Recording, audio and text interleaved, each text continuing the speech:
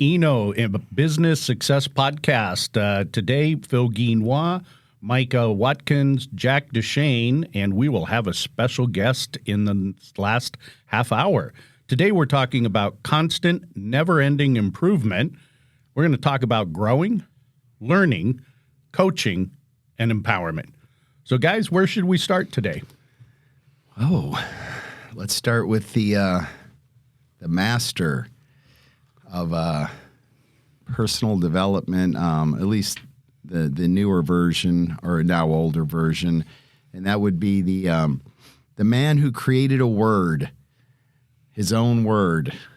You can do this, and he did, and it was a word that the definition would be constant, never-ending improvement. And what was the word? I don't know.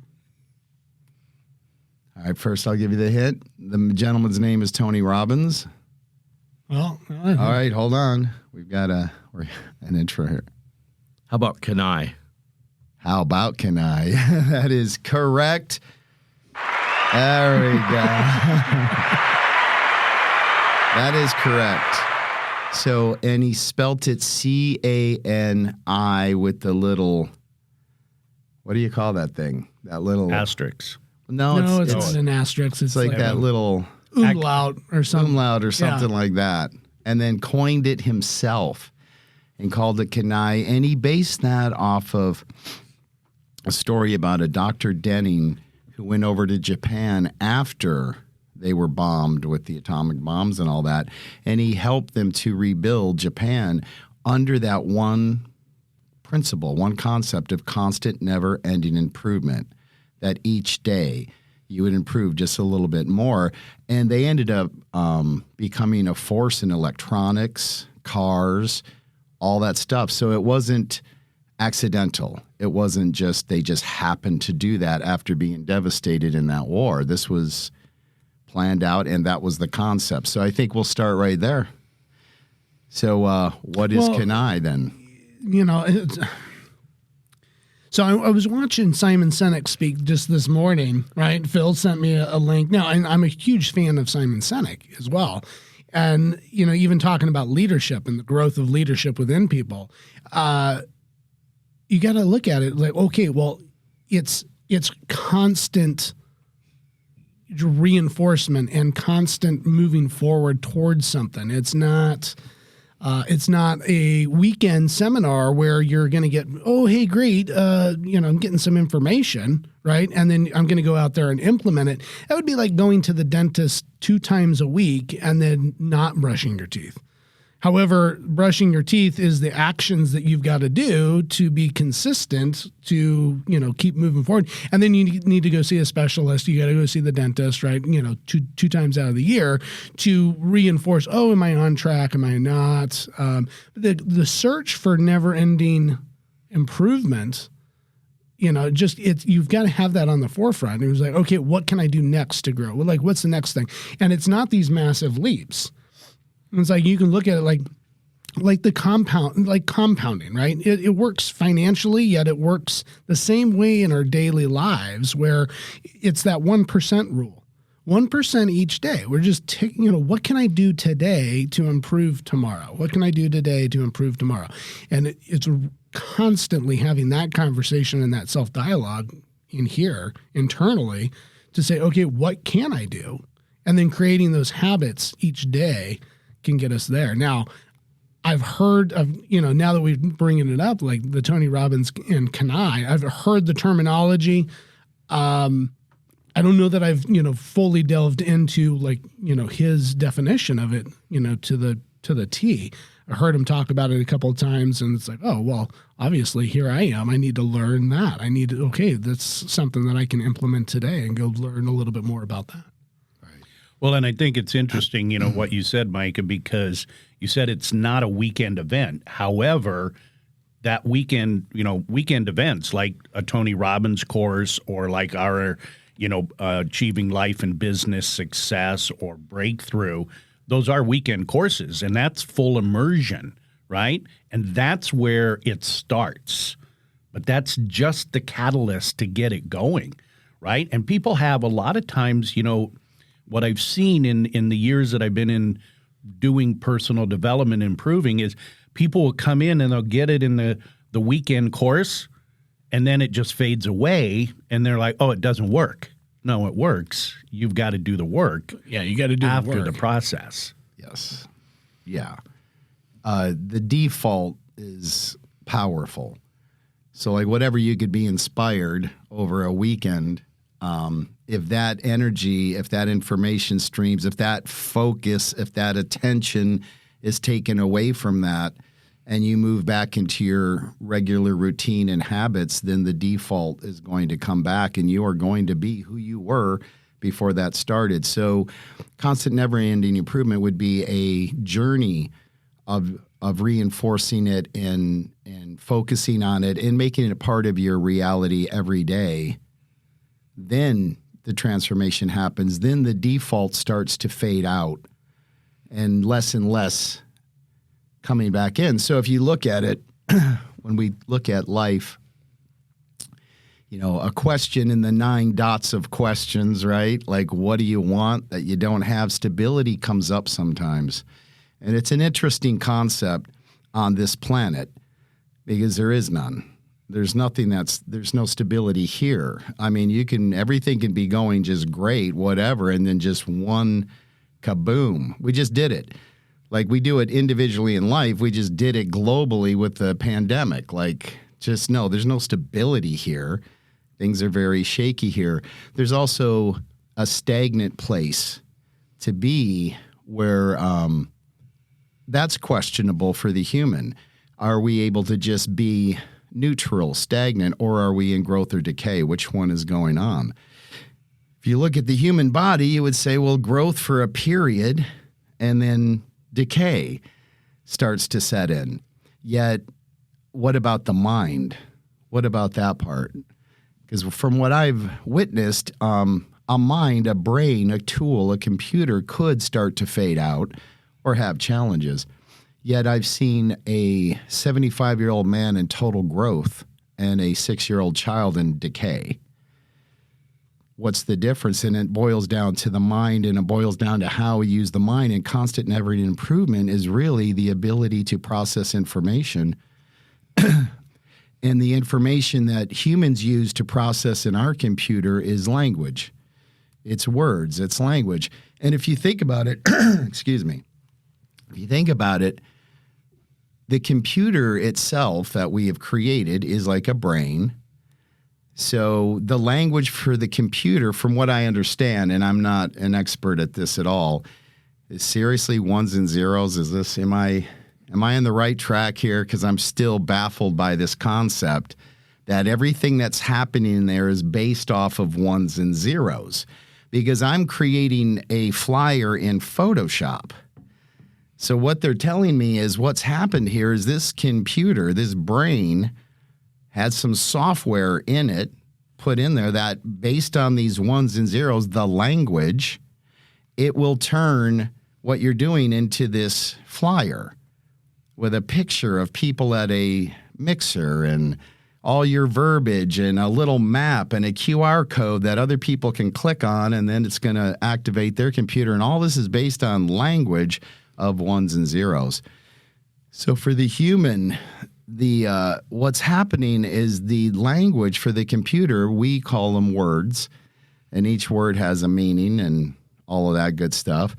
And that goes into our computer and is the same way that on this computer at my desk, the flyer will appear. Somehow that language goes into our computer and then reality appears. Yep, and then we can have reality. Then we can experience reality.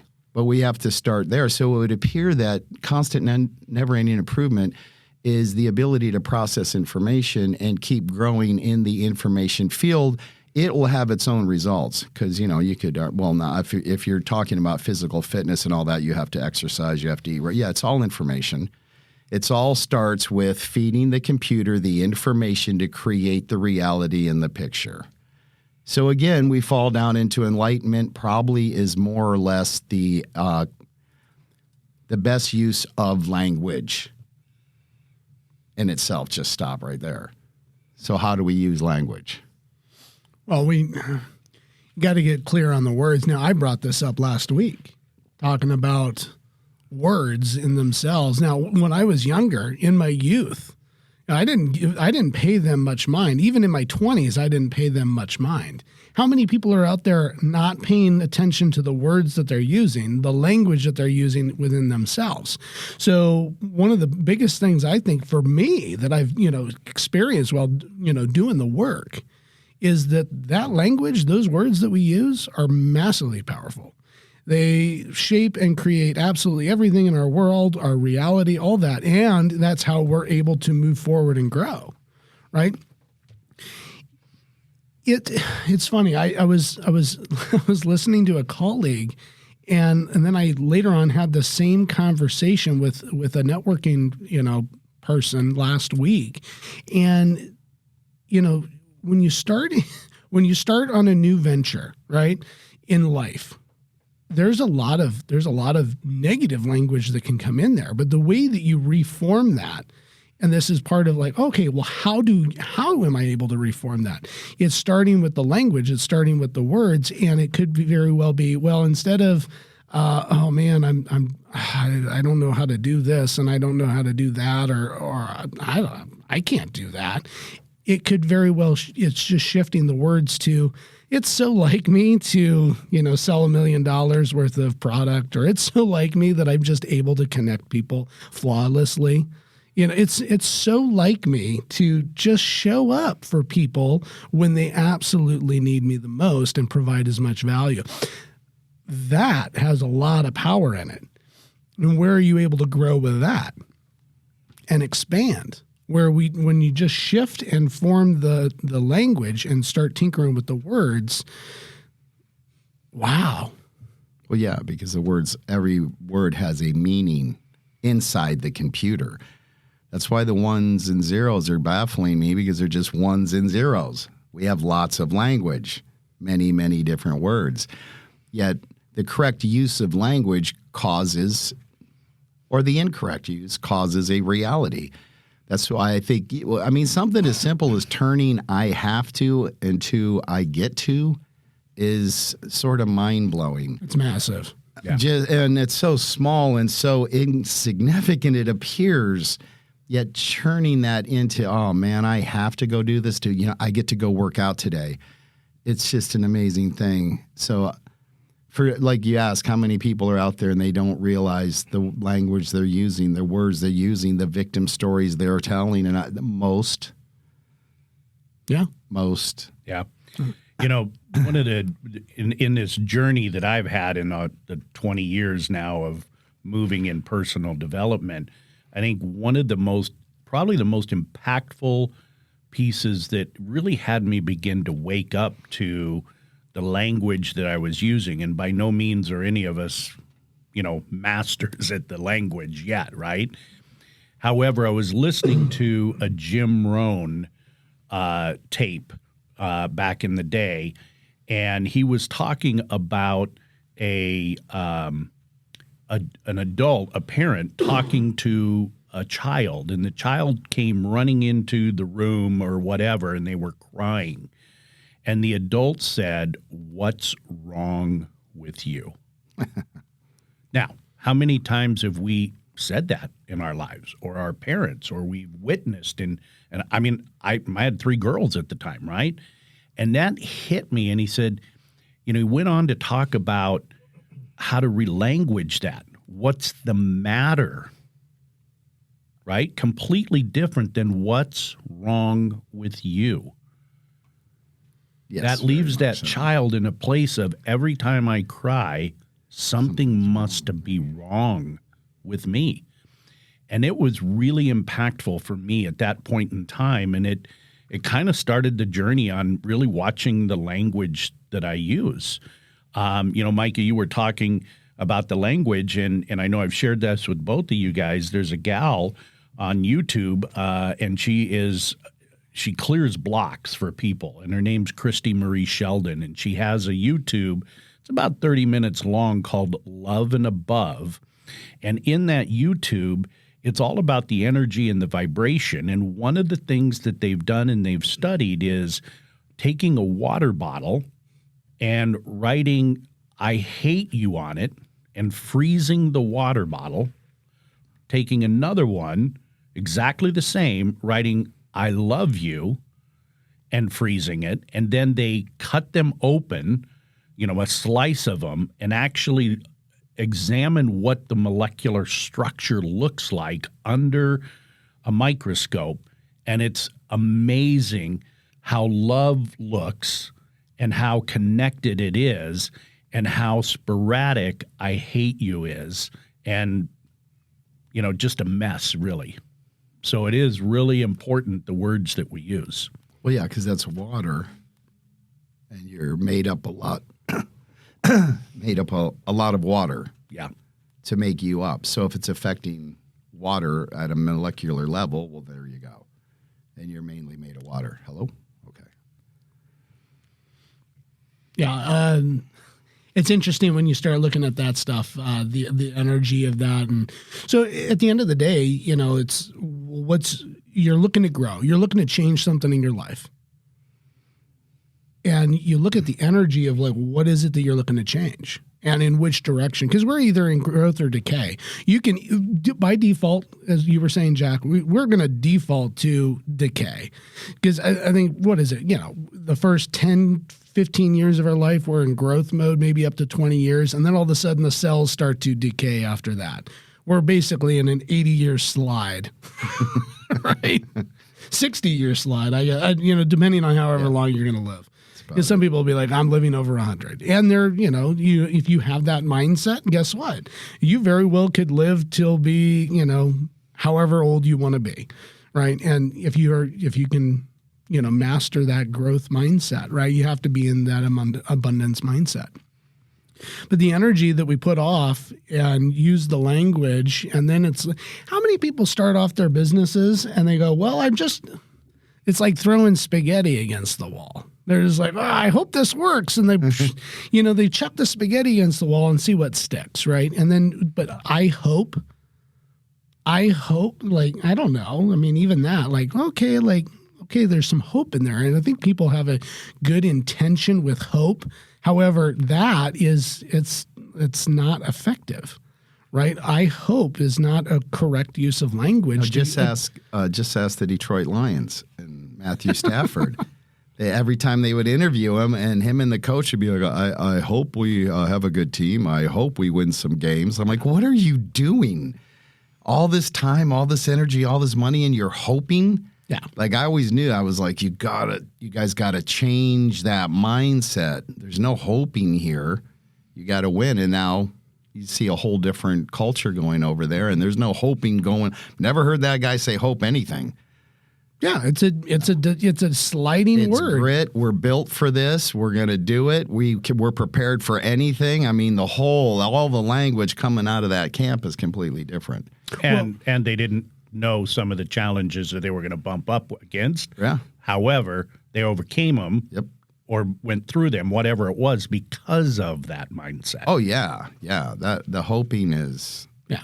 It's not the way to go. Yeah, you don't go into business hoping that you're going to get business. You go into business to make money, right? You go into business to expand and grow, and you want to create something awesome, and you're not resting on a hope and a prayer. Now, the other thing I want to talk about that you mentioned in the beginning of part of what our conversation is going to be about is coaching, right? So how many businesses decide I'm going to go jump into business, and then they don't seek advice from people that know what they're doing, or they might just be, I don't need coaching, I can do this on myself. Well, I think when you're younger, I mean, I don't know, but I knew everything, so I guess you sort of have that attitude, like what? I mean, because usually a lot of people start a business off of what?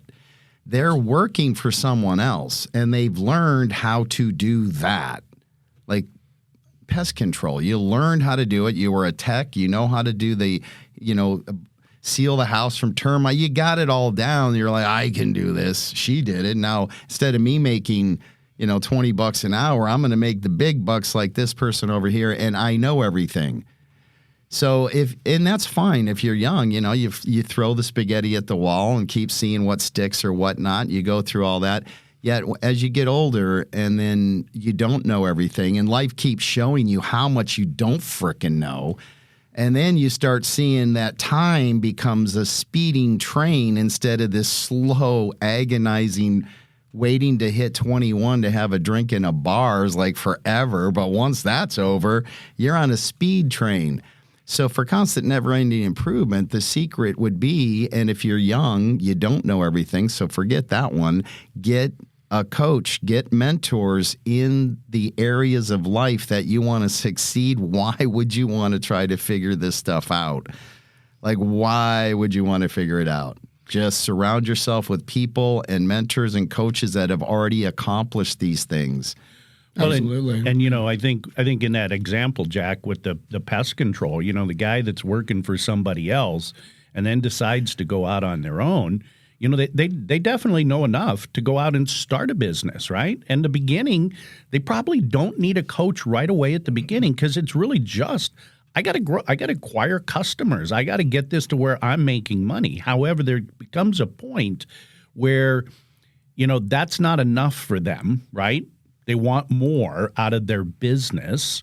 In the beginning, it's just, I don't want to make $20 an hour. I want to make $50 an hour, right? And I know I can do that on my own. Then they get to a point where it's, they want to grow beyond that, and that's not enough. And that's where the coaching, comes in.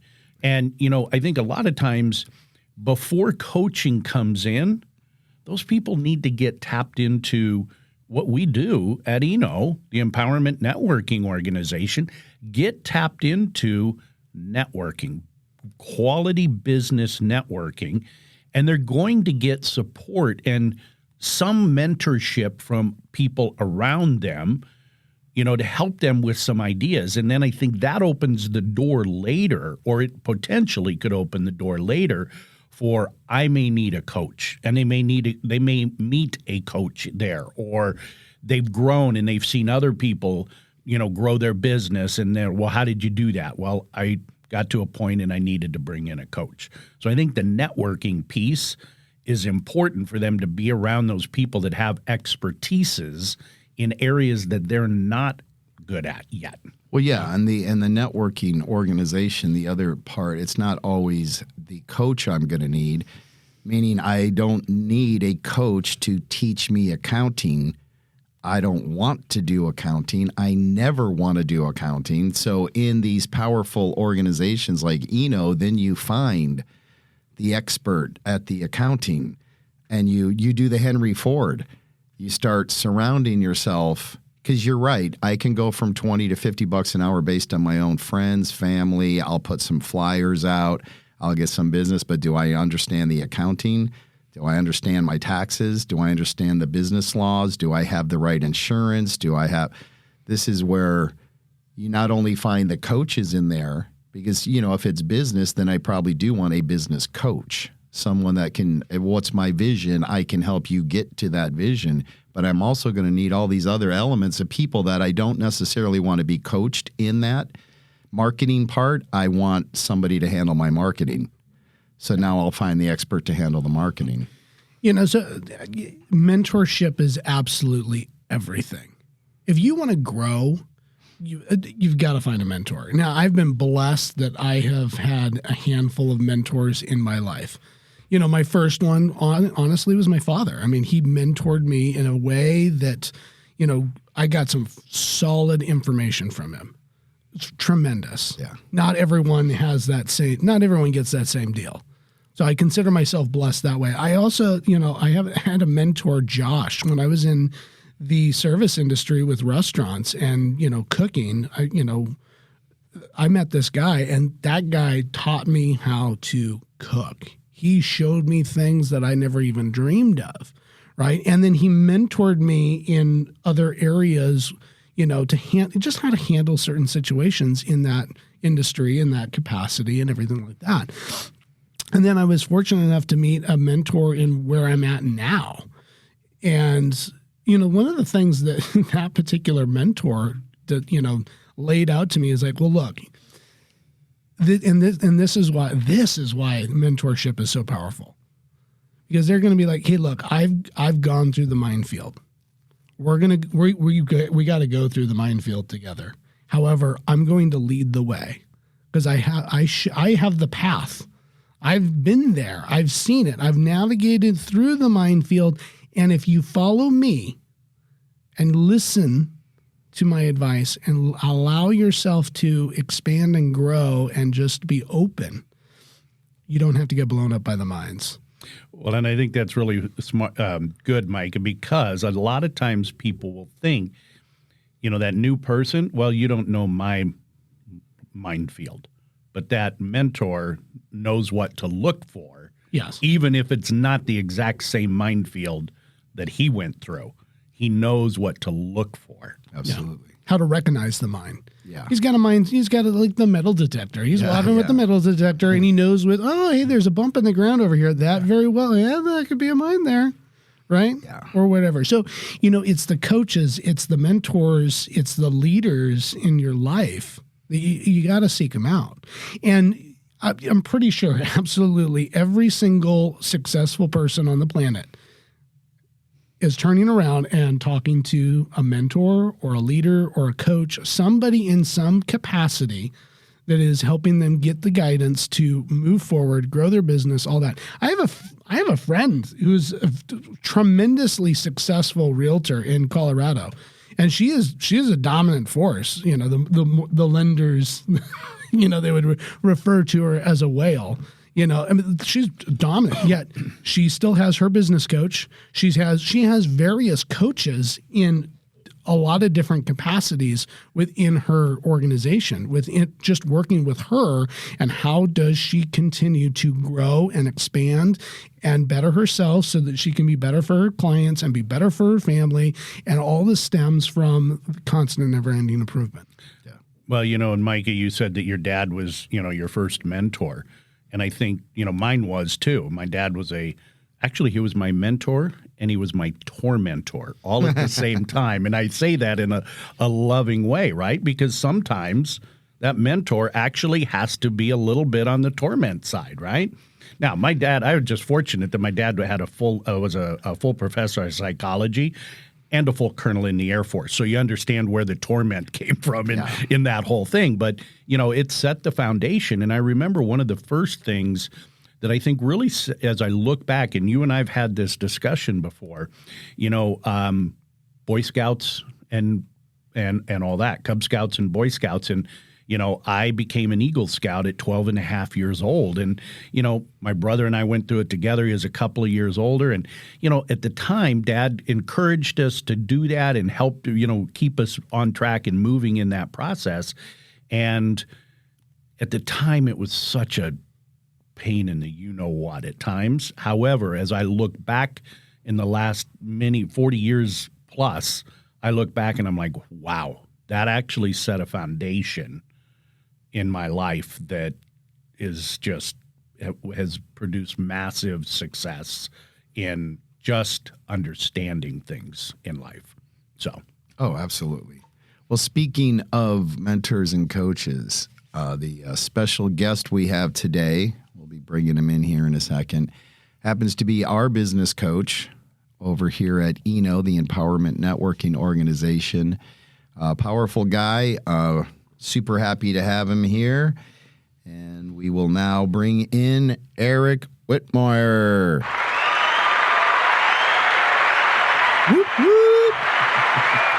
Appreciate that. Thank you very much. Great to be here. Yeah. So what is it that you do, Eric? So what do? I help business owners grow and scale their organizations. I help them recognize the gaps and the missed opportunities that they may have in their business. And we help them identify where those gaps are, how to bridge those gaps, and then move from where they are to where they want to go. Awesome. Excellent. Yeah, one of the it's funny, as you guys were going through your talk track earlier, as I'm listening, I'm like, oh, I can weigh in here. I can weigh in here. I can weigh in. You just raised your hand. Yeah. No, I don't. I would have. Anyway, so yeah, there's a ton of parallels my background was, as you guys know, I started as a life coach initially. And in that space as a life coach, that's where I learned the Kenai from Anthony Robbins way, way back when I was super young. Oh, yeah. And that really resonated with me as I was a junior leader, right? One of my first leadership roles. And one of the first things I learned about leadership, and as it relates to coaching, more specifically coaching employees, then later on coaching business owners, is that you have so much to give, right, when beginning in a mentorship role. And I was really big on mentorship, so I was constantly looking for mentors, looking to somebody who had achieved things that I wanted to achieve. So I'd look at that and say, okay, well, that's great. I want to learn more from this individual. And I'd come in and I'd kind of pick their brain, right? And I'd like, how do I learn this? How can I learn this? What can I do to make this better? And then I got to a certain point where I realized, okay, well, this mentor was really good, but I've gotten everything I can from them now. And then I move on to the next one, and then the next one, and the next one. And sometimes life does that, right? Sometimes it just happens organically, Absolutely. right? Other times it's kind of forced on you because you realize, okay, well, I'm not getting any more. I'm not getting any more from this relationship anymore. And so you move on to the next mentor. But what was interesting when I got into leadership roles, I realized the same thing happens with people in leadership roles. So if you're an employee and you're working for somebody and you're feeling like you're not getting growth, you're not seeing the growth that you want in your professional career, whatever the case may be, I was like, well, how do I go to the next level then? Because I feel trapped. I feel stuck. And I think that a lot of people experience that, particularly younger people when they're kind of on the up and coming, especially if you're in the top 10 or 20%, right? When you really kind of know what you want and your ambitions you want to go after, you kind of get stalled out and you're like, oh, well, now what do I do? And I invested a ton of money, tens of thousands of dollars over the years into probably over $100,000 in personal development and learning more so that I could be that much better. Then I get into leadership roles and I'm like, whoa, well, I don't want to be the guy that everybody's like, he doesn't know anything more. I know more than he does. So I continued to develop. So that's where when I really understood the constant never-ending improvement, I was like, I got to keep pouring into myself, because if I'm not pouring into myself, how can I pour into my people? Yeah. And so that's I think that's an important component, and I think that, and I know that I've carried that over as a business coach. 5 years ago, when I started my business coach run, it was kind of okay. I'm a sales guy. I did years and years of sales, and we tracked about $1.6 billion in sales that I've been responsible for, not necessarily personally, but my teams, my organizations over the years. So I know a few things about sales, and I could speak to it for hours. However, what we recognized is that, and when I started out as a consultant, originally I started the business as a consultant, I realized that, you know what, at the end of the day, I have a lot more to offer than just some sales guidance, right? Sales process and things like that. And I can talk on for hours on leadership development. I can talk for hours on, managing and moving people through transition. I can, most of my career was fixing broken markets, broken scenarios, broken businesses, whatever you want to call them.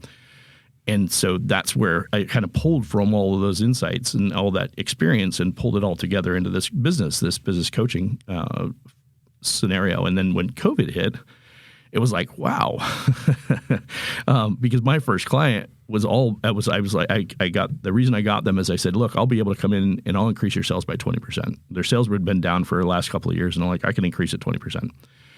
And they're like, great, okay. So I come in, I start increasing sales. Sales are up 28% 5 months into it. And then all of a sudden COVID hits, and I'm like, oh, poop.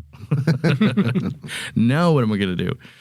But what happened is they came to me because I was their consultant, and they're like, well, what do we do now? And I'm like, well, they got this PPP thing. They're like, yeah, but we don't know anything about it. I'm like, well, you have a bookkeeper and you have an accountant. I was like, they should know all about this. And they're like, yeah, well, they don't. And I'm like, okay, well, I'll roll up my sleeves. I'll figure it out, because I'm one of those guys. I just do it. I figure it out. So I go and I do it, and I'm like, all right, well, this wasn't that hard. And I give them all the information. They get approved. They get the money. Everything's good. They continue to move through this process. Well, then they come to me and they say, well, what do you think we should do? Because now COVID's extended out, right? It's been weeks and now months. So we're getting into a couple of months into the COVID scenario. And I'm like, what do we do? And I'm like, well, I'm not exactly sure because I was here to increase sales.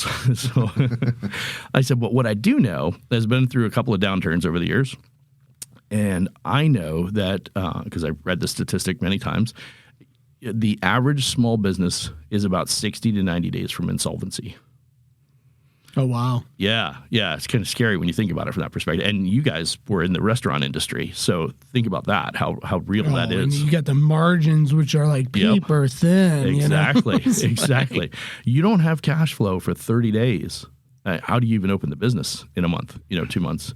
So it literally, I said to him, I said, if I'm you, I know you have cash. I know you got money, you got access to capital. I would ride this out because I'm telling you, I'm going to bet 20 to 40% of your competition falls by the wayside before this ends. I said, nobody knows how long it's going to last. But if it goes more than 90 days, I guarantee you that a large percentage of your competition is going to be out of business. Lo and behold, that's what played out.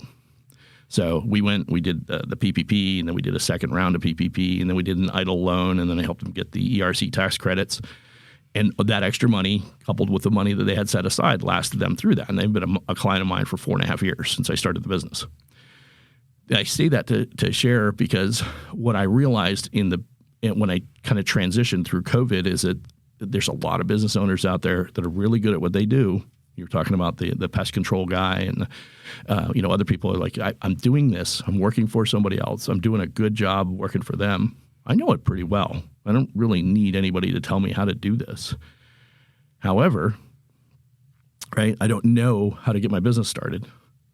And or I get into it and I start the business and now I'm stuck because I'm like, I don't know anything about, doing payroll, or I don't know anything about taxes, or I don't know anything about, and so then they need the help. And that's where a good business coach can come in and help them transition through those different sticking points that they have. And they literally, we've created programs now where we help people start a business. We help people transition through the early stages. So basically year 1 to year 3. And then we have like year 3 to year 5, and then you have like year 5 and up. And the reason we did that is because at each stage, every business owner has a different need or different set of needs. And then there's also, you guys referenced, their experience level. So if I'm an accountant, I don't really need accounting help, but I need some sales help, likely. Absolutely. Right. I need some marketing help. So that's where, as a business coach, that's really kind of where we fit in, is we help identify where those gaps are. And then in many cases, and which is why our business is such a great collaboration with ENO, is that there's a lot of individual professionals within the space that what we do is we bring them in and we take our client that we're working with and we find the accountant that you guys have in your space, or the fractional CFO or the fractional COO, and we introduce them to our client because they need more work, right? So as a business coach, we help them identify those gaps, and we might spend some time with them. But if they need to go really deep in some of those areas, like accounting can be super deep, right? Especially, we heard somebody talk. It was one of our networking groups where, I don't think you were there, Micah, but it was the Mastermind group that we did 2 weeks ago. They were talking about taxes and not collecting sales taxes, not reporting the sales tax. And one of the clients had, one of the members, their client didn't do it. And they're like, oh no. And everybody in the room was like all puckered up. They're like, oh yeah, let's don't ever do that. But they hadn't reported in like 2 years. And so they had to go back and actually they didn't report it. They didn't report it correctly. So they had to go back and recapture and restate and all that fun stuff. Well, that's a lot of work. And that's, so as a business coach, we can help identify there's a challenge. And they're saying, no, you need some really deep help. So I'm going to introduce you to this fractional CFO that's in our group because they're going to be able to help you. Yeah. Well, I think one of the things you said, Eric, is, you help business owners at different stages, 1 to 3 years, 3 to 5, and 5 and above. And I just saw something the other day that somebody posted that when you level up, there's a new devil. Yes. Every level you go. That's a great phrase. I'm going to steal that. Wait a second. Are you saying it's like, playing Smash Brothers, Super Mario Brothers, right? Each level there's a new boss that you just got to defeat. Yep. So for those younger people out there, they can equate it to. I was going to say, I couldn't relate to that, but that makes sense. It's like, hey man, you just leveled up, you got to the next level. There's a boss to defeat at the end of that level. That's awesome. I love that. Oh, there's a new devil to the next level. That's a great phrase that resonates. And each time, right, there's something different about that next level that you have to go deeper on to really, truly understand. So it becomes challenging because what I knew, so I think it's Gladwell. Malcolm Gladwell. Yeah. What got you here won't get you there. Right. That was a book that I read, and that really resonated with me when I was in a leadership role in my previous organization. Before I went out on my own, I was, constantly trying to, how do I become a better leader? How do I become a better leader? And one of the things that I kept getting stuck on was helping our younger employees transition from being a great salesperson to be a good sales manager. And that's not easy to do because what makes you good as a salesperson does not necessarily make you good as a sales leader. And we were promoting great salespeople into leadership roles and then watching them fail, and nobody could figure it out. And I'm like, it's because just because they're a good salesperson does not mean they're a good sales leader. Well, that happens all the time in restaurants. I know that for sure because in 20 years when I was in that space, that's exactly. Oh, you're an awesome line cook. You're the best line cook we've got. We're going to promote you to a manager. That does not translate to management, right? And then they get frustrated, and then they either leave, they quit, and they walk, or they go find, they're only doing it, taking the position for the money. Yeah. And so instead, why don't you just, why don't we promote them and acknowledge them for their work? And there might be somebody else that is better at leading people and managing people that suits them. And sometimes you have to look out beyond what we're kind of like, I would say, default programmed to, like, oh, well, this person's doing awesome, we'll promote them. So Eric, like you're one person, right? How are you going to expand you? How do you continue growing your business being one person? Yeah, great question. I appreciate you asking. You set the table. So I had that initial experience with my first client. I started bringing on more clients because people looked at me and said, hey, can you help us with PPP? Can you help us with the idle loan? Can you help us? I'm like, yeah, I can do that. Right. And I get more and more clients.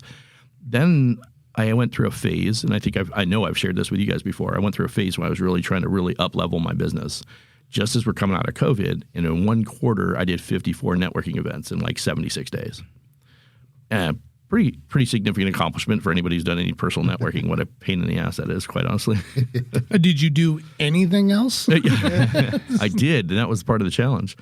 Through that, 318 business cards I collected during that period of time, and I turned it into a handful of clients, which was good. That's what was the intent behind it. The challenge was there was 208. So I looked at it afterwards. I only had 28 connections of those 318 business cards. So the other 290 cards just basically sat on my desk, and I didn't do anything with them. And it was a reminder to myself. I'm like, I have a broken process. This is not working. How do I maximize the time that I'm spending out networking? Because there was value in it. I was getting return from it, but I wasn't capitalizing on all the value I could get from it. So then I started playing with the idea. I'm like, well, how do we turn this into something? So my brother happened to be available, and I'm like, hey, I could use some help. I need to plug these names and numbers into a CRM and start promoting, reconnecting with these people and develop some kind of system to remarket to them, to engage and continue that relationship.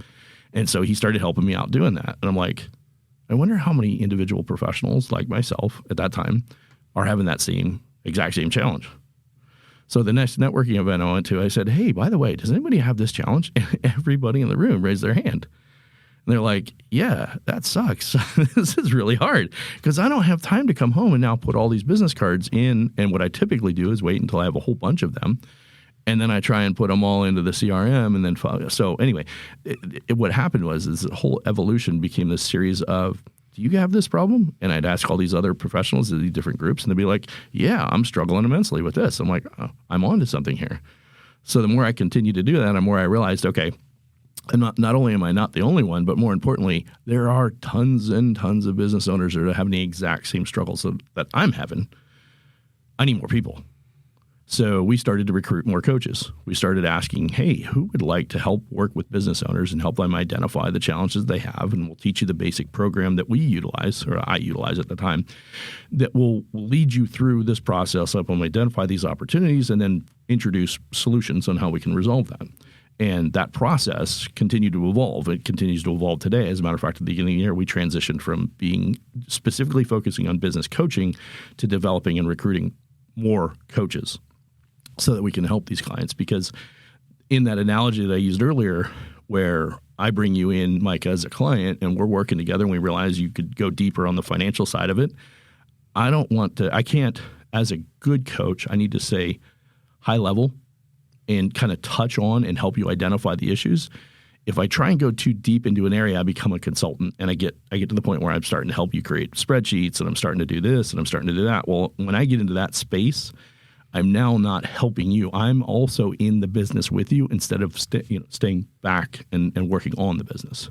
Does that make sense? Yeah. And Eric, I think you also something that I've seen you do is, a lot of business coaches and maybe small business coaching firms, they kind of treat everybody the same, all businesses. Yet you're expanding and finding coaches in different types of industries. Absolutely. So that now it's not Eric trying to teach somebody and coach somebody in the area of automotive. You actually find an automotive expert who's worked in franchising and development to actually now coach businesses in that space. Absolutely. Yeah. And using that analogy, like the fractional CFO or fractional COO or any of those other categories, I started recognizing so what happened was I was in a networking group and they started bringing in all these other fractional people. And I'm like, well, these people are stepping all over my toes. That's my space, but I didn't want to look at it and be, so I don't want to be competitive. I want to be collaborative, right? And so how can I be collaborative with these people? And that's when I started identifying if I go deeper in these categories, I should hand that off. And then I thought, well, why hand it off? Why not just make them part of my team? If I can get them to understand the value of all the other solutions that we've created, all the other resources we worked in developing, because it was never all me all by myself. I always had somebody helping out. I have a number of guys, and they created my core group of coaches. And the more that we looked and the more that we evaluated this, we're like, wow, imagine what we can do if we go to the automotive space and we find somebody who's got that background and experience. That opens the door to all these different businesses that we go into. And specifically, so it's like an automotive franchise. That in itself has its own unique space. So we met, ironically, one of our newer coaches worked in that space, and he introduces me to a potential client. With my experience in the wireless industry, I was able to kind of draw from all that experience and introduce them, like, here's the different things that we struggled with. And it was funny because as I'm going through, I'm like, so your business is growing, you're seeing improvements, but you keep getting stuck because the level of leadership isn't able to take your centers to where you want to go. And he's like, yeah. I said, so, and I'm going to guess you don't have a leadership development program in place. And he's like, no. Okay. I would highly recommend you introduce a leadership development program, because if you take somebody who's good at the technician side of the job and you plug them into a leadership role, it doesn't necessarily transfer. So you have to give them the soft skills to be an effective leader. And he was like, wow. It was like, it wasn't like earth shattering. They just hadn't thought about that was something they should do. And I'm like, I'm going to tell you, after doing this with literally hundreds and hundreds of stores, that was the piece that changed everything for us. But we started recognizing there's these other categories we can go into, and we can recruit people that are these independent solopreneur service provider businesses and introduce them into what we do as a solution, and offer the opportunity to not only then they can expand on the services they offer by offering additional coaching, but in addition to that, let's say, for instance, we created a self-contained coaching program. So you like all the content's all in, you watch a series of videos. Like we have over 300 hours of videos of content, and the average coach out there, the average fractional CFO or COO doesn't necessarily have that, or they have to go and create that. Well, we already have that. So you could partner with us and just capitalize on that, and then have your own opportunity to continue to build your brand, but not have to go out and recreate all these resources. So that's been a huge asset as we continue to introduce these different solutions. And then we keep asking, what else would you like? Right? Constant, never-ending improvement. What else would make your business run more efficiently? What else are you struggling with that we can help you with? We've addressed personal development, or professional development, I should say, leadership development. We've addressed simple things like payroll and taxes and things like that are just, plug and play solutions that we can actually say, do this, here's a spreadsheet, follow this spreadsheet. It'll help you set that up. And then we make the introduction to the financial, or like the bookkeeper or something like that. It's going to help them manage that. Jack hit on a big piece earlier. That's probably one of the biggest things that, as a business coach, I help the owners identify in their business. Yeah, okay, I understand you can do your own books. What is that costing you? What are you leaving on the table by sitting there on a Saturday, spending your entire Sunday, instead of spending time with your family or whatever you would be doing otherwise, trying to put your books together? You can probably pay somebody $200 a month to do your books for you, right? Especially if you have a smaller business. If it's a bigger business, $500 a month. What is, and so one of the first things, and this is actually, I learned this in personal development space, but what's your time worth? Right? Yeah. Getting a business owner to recognize what their actual time is worth and then where they should be spending that time. So quick exercise. If you want to make $100,000 a year and you have 2,000 hours in a year, you need to make $50 an hour to make $100,000, right? Simple math. The difference is you only spend, generally speaking, about a third of your time in your genius zone. The rest of the time you're doing other minutia. You're doing other things like paperwork and bookkeeping and stuff like that. So realistically, you need to be making $150 an hour whenever you're doing the work that you do. So if you're in insurance sales, what should you be doing 80% of the time? Talking to people. Talking to clients, right? Exactly. If you're not talking to potential clients, you're wasting your time. So could you pay somebody to process all the documents that need to be processed and collect the information and then submit that off to the underwriters or whatever did that process look like? Wouldn't it be beneficial to pay somebody $15, $18 an hour to do that for you so that you can talk to more people? Absolutely. Well, and I think that's the challenge, especially for the solopreneurs, the small people, is when they look at that $200 or $500 to have somebody do that for them, they don't actually go out and allocate that time. It's in their head, but they don't actually replace it with $150 an hour worth of income. Exactly. And so then they're never getting ahead of the game. Right. And that's where, again, you go back to you need somebody to hold you accountable, for lack of a better term. And that's what a good coach should be doing, is challenging and say, okay, now we freed up this time. We offloaded 5 hours of bookkeeping. That's 5 more hours you should be engaging with clients. And to your point, Phil, the reality is that they're not likely to do that without some sense of accountability. There is a percentage of people that will do it on their own. I figured this out. Oh, right? yeah. Jack, right? Yeah. There's this percentage of people who will figure it out on their own, and they'll do it on their own. But it's a super small percentage. I'm going to say less than 10%. Yeah. The vast majority. Absolutely. Yeah. I would say so. So working with Eric up until now, one of the things that I think is important, mentors and coaches and the concept that's behind it is what I noticed is we work with them once a week, pretty much every week, unless if it's a holiday or something's going on. It creates a mastermind by working with them. So what happens is there's a lot more ideas. Like you said, I don't have the answer. I don't know that yet. When I create a mastermind of people, that's one of the things I like about the mastermind groups. It's not just lead referral. Somebody says, I'm struggling with this. I need to find an assistant. I need this. And then you've created this mastermind. So it's easy to think about that concept, a mastermind, which definition will just go with the 2 or more people moved in harmony towards the same chief goal or objective. So whether that only needs 2 people.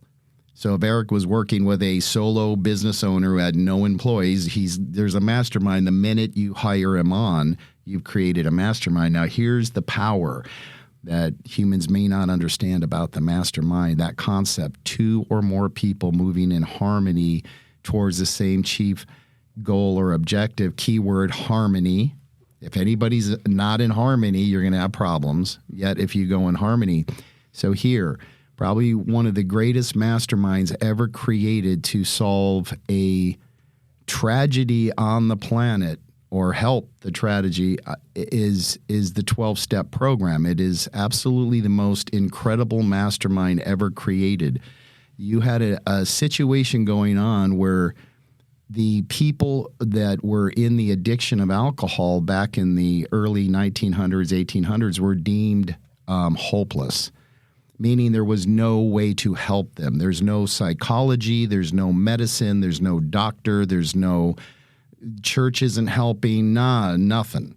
Like, these people are hopeless. And then what happens is two guys get together. So the minute that two get together, they create a mastermind, a third invisible mind they have access to now. So two people get together and they create this goal, achievement of, we're going to figure out how to overcome this freaking monster, this addiction thing. And all they did was create a mastermind and then they just expanded the mastermind.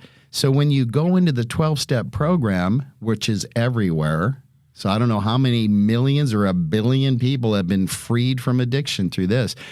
You go into the group, which is this massive mastermind, and the first thing you're going to do, they're going to tell you, is find a sponsor. So what is a sponsor? It's a coach.